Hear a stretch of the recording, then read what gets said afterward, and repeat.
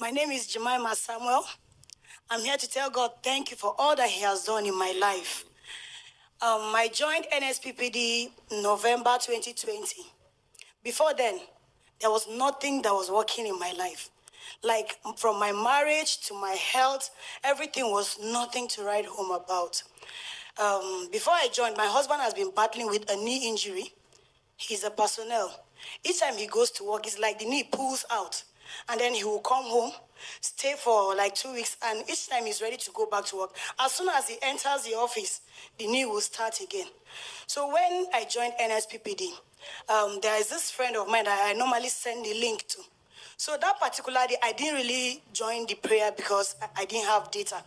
So she streamed, and later she sent me a message that, please follow this prayer again. Your husband's case has been mentioned.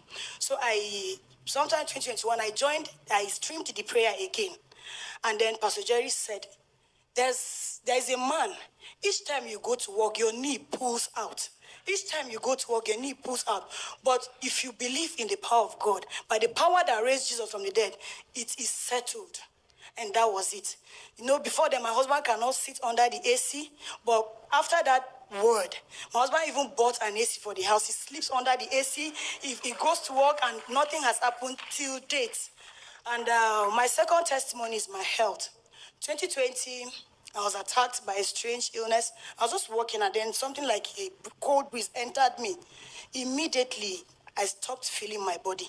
I started having shortness of breath, like I was practically dying. I could not breathe. My heart was racing, like it was going to pull out of my chest. The only thing I kept saying was, I will not die, but live to declare the goodness of the Lord. Then I had not joined NSPPD. So when I joined, I kept praying for my health. And then one day I came to church. Before I joined these streams of joy, I saw Pastor Jerry in my dream. And my church had an issue, so I stopped going to the church. And then Pastor Jerry said, come to Streams of Joy. Then I was already an NSPPD. So I joined Streams of Joy. I know he will always say, give me 3 months of your time. If nothing works, you are free to walk away. 3 months, 4 months. I was like, God, Pastor Jerry said I should give him 3 months. This is 4 months. This is 5 months. One day I came and Pastor Jerry said something. He said, there's this unusual fear. There's this unusual fear. At then I had entered depression stage 2. He said there's this unusual fear. Even if you don't want to be scared, you find yourself getting scared. He said, if you're the one, get on your knees. I got on my knees and he prayed and reversed it. Since then, I can sleep. I am not afraid of anything. No shaking, nothing they fear me. I'm not afraid of anything. And then my third testimony is my marriage. Pardon me, I can't stand to give this testimony because Roy has done too much. My marriage has been nothing to write home about. We'll talk today with my husband. We'll keep malice for 2 weeks. Each time we settle, the first day, second day, and we are back to square one. And then the last one that broke the camel's back was when my husband I started seeing my husband with one of my neighbors. She left her husband with 3 kids, and then she came back to her father's house. I came back from this long vacation this year, and then my husband started behaving somehow. This particular one was different. I kept seeing him with her. Being that he doesn't talk to me, he doesn't eat, he barely sleeps at home. And then I decided to confront the girl since she's someone I talk to. And I was like, I don't understand what is happening. That girl turned it the other way around. She lied to my husband and she said something that I should bet her that she's going to marry my husband. And I told her, I betted her, I said, you can only marry my husband if God is dead. So when I left her, I went inside. I said, this girl messed with the wrong person. She doesn't know that I am an NSPPDian. The altar of fire has got my back.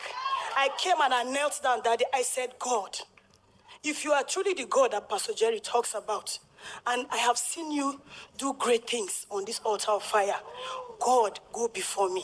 This battle is no longer mine, but it is yours. Then she said, That day, after I left her, I went home. I was still praying. I heard a knock on my door. The girl went as far as bringing police to arrest me. That me, I threatened to kill her. I now said, police, give me 1 minute. I went inside. I said, God of Pastor Jerry, go ahead of me. I want to find favor. Where is I'm meant to see shame, I will receive double honor. So I went to the police station. In fact, to cry it up, the police ended up turning against her. They almost locked her. And they asked me to go that I should don't mind that woman, that I should just go. God gave me victory. And then I came back home. I kept praying. Then one Sunday, the last Sunday of October, Pastor Jerry preached about Ahab, Jezebel, and how they killed Nabal to get his garden. I was sitting at the overflow, but that day my spirit was just connected. The first service, he said, you might be talking to Ahab, but the enemy is Jezebel. The enemy is Jezebel. The thing rang on my head. I just wrote her name. I said, so person, you are Jezebel. I tore the paper. I trampled on it. And I said, as I am trampling on this thing, I cause enmity between you and my husband. My husband will not look at you again. And Pastor Jerry said something. He said, every Jezebel that is trying to take your marriage away, let fire answer her. And I prayed. I went home that day. I prayed. If NSPP there, we did pray. God has done it all. I left that day on Sunday. I came home. The next day on Monday, I came for NSPPD. I brought my husband's picture, the one we snapped together. I dropped it on this altar. I wrote my prayer points. I dropped it. I told God. A lot of people were just there. I just stood there and I said, God, if you will restore my marriage, I promise you I'll come back to this altar to thank you for what you have done. And then that day, Pastor Jerry said, every marital crisis is reversed. He just kept saying it. Every marital crisis is reversed. Every marital crisis is reversed. Let me bust your brains.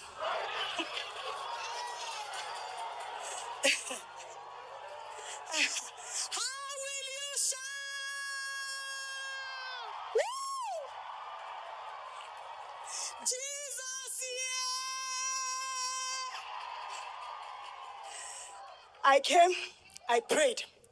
That Monday, on Tuesday morning, I went to the kitchen to prepare food for my children to take to school. We dey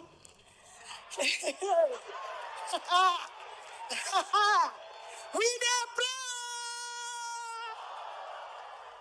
I came back into the room, because prior to that, my husband had told my people that they should come and take me away. I should leave his home.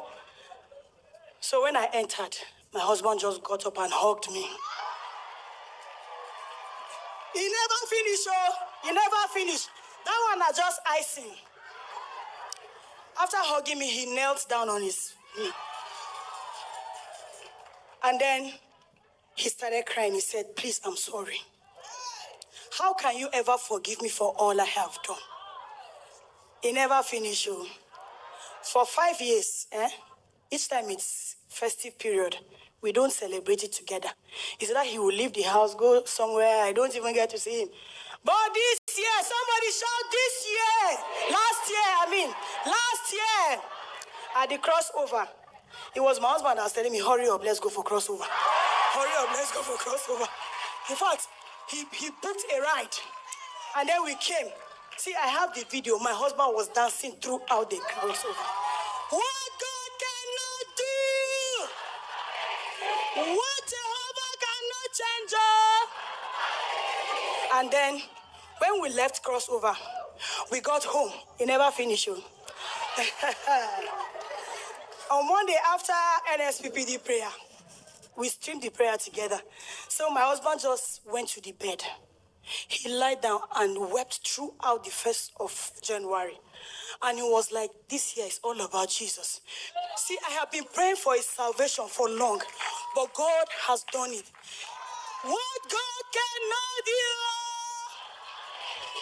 God has not failed. He has not failed and he will never fail. As I am talking to you today, my husband is in church. Glory! I can't keep calm. This God is too much. They never end. The only thing I want to say is, if you are on the altar of fire, wait. Wait patiently. Because there is nothing that God cannot fix. I have tested it, and it is true that this God In fact, he's Jehovah overdo. There's nothing he cannot do. What God cannot do, is he working?